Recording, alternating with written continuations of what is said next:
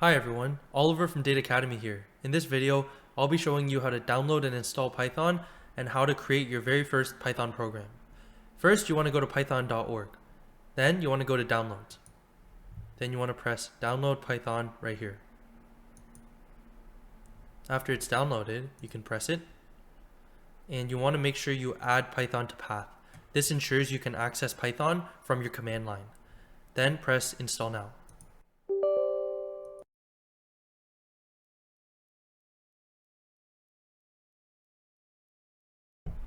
After it finishes installing, we can close this.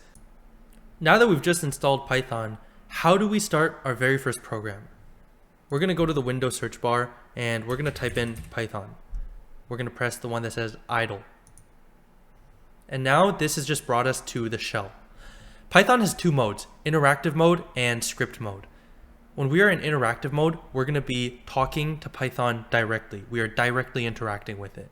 And we do that through shell. So every time I type something, it's going to give me the output right away. And it also doesn't save the code that I just wrote. So what if we want to write a program that is longer than one line? In that case, we would be going to File, New File, and this just opened the Python editor for us, and we are now in script mode. I just wrote some code here. Now before we run it, we have to save it. So first let's go to File, Save As. And we can name this my first file.py. After we save, we can press Run Module. And it's going to give us the output, Hello World and 2 plus 3. Now that we know how to create our very first program in Python, what if we want to check the Python version we're on?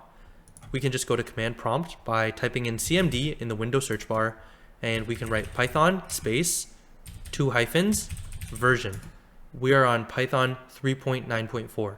It is a similar process on Mac OS, except on Mac OS, the command line is called terminal instead of command prompt. Thanks for watching, everyone. Stay tuned for the next video where I'll be teaching the basics of Python.